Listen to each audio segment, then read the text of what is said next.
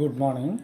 I am David, Assistant Professor, Department of Mechanical Engineering, Rogani College of Engineering and Technology. In this video, I am going to speak some few topics from the third unit of Hydraulics and Pneumatics subject. This is our second video from this unit. So first, I am going to explain the pressure intensifier circuit which is available in hydraulic system.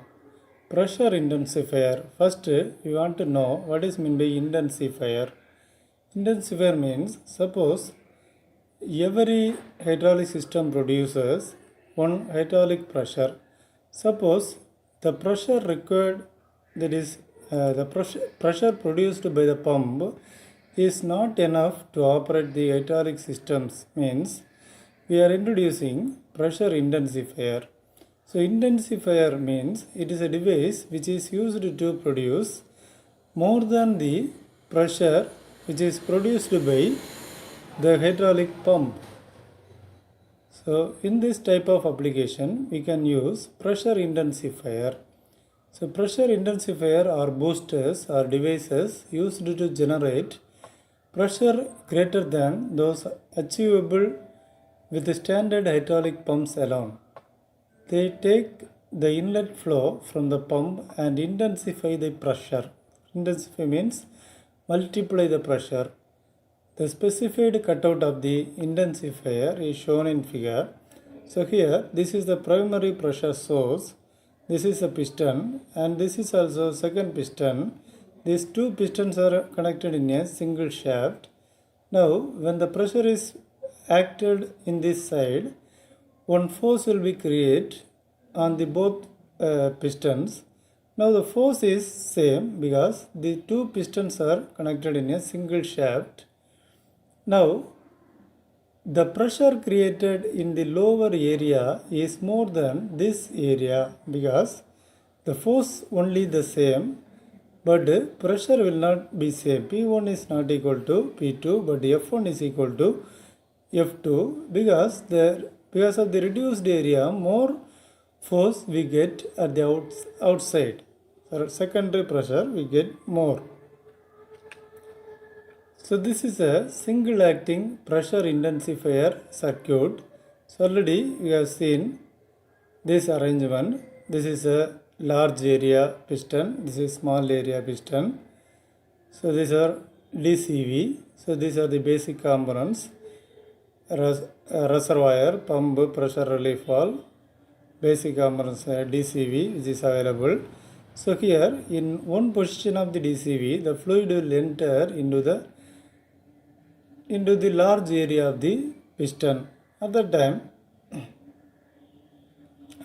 what happens? The pressure and the hydraulic pressure available at this area gets increased. The fluid pressure will be increased here. So that increased pressure will send to the system outlet. Okay, this is one position. So when the position changes to second, what happens? The pressure available in this area gets it will go to the reservoir. So the pressure will be released in the pressure intensifier. So this is a symbol of pressure intensifier. You can see practically or theoretically the intensifier shown on the forward stroke. In this situation, the pump flow is fed to the port A of the intensifier, which applies a pressure to the piston, causing it to move right. This in turn generates a force. This is applied to the rod. The force on the rod then creates pressure and flow at the outlet of the system. When the four-way direction control is shifted to opposite position, the pump flow is sent to port B and the intensifier, causing the piston to move left. This causes fluid to be drawn into the rod chamber, which completes one cycle. The figure shows the usage of intensifier in the punching machine After placing the workpiece in the fixture and shift handle of 4/2 DCV to the right side, the oil flows to the blank end of the cylinder through the check valve.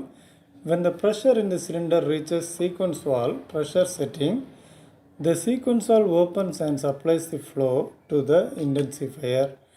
Then we can see one industrial hydraulic circuit, that is synchronizing of hydraulic cylinders. Synchronizing means, suppose you want to make two hydraulic cylinders to move in a same stroke, that is two cylinders must be run extended position or in retraction position, means we can install this type of methods. That is, in this cylinder it has two synchronizing hydraulics, two hydraulic cylinders.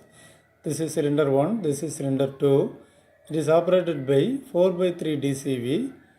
Then reservoir, filter, pump, pressure relief valve. These are the basic components are available. So the connection is very important. Initially, the connection from the pump end should be given to the blank end of the cylinder 1. Then the rod end of the cylinder 2 must be given to the reservoir, and also the rod end of the cylinder 1 must be given to the blank end of the cylinder 1. So this is the connection. So when the position of the DCV1 activated, what happened? The fluid from the pump enters into the blank end of the cylinder 1. At the same time, the fluid available at the rod end of the cylinder 1 also enters into the blank end of the cylinder 2. So at the same time, cylinder 1 and 2 start extends. So at the same time, the fluid available in the rod end of the cylinder 2 will be returned to the reservoir. Okay.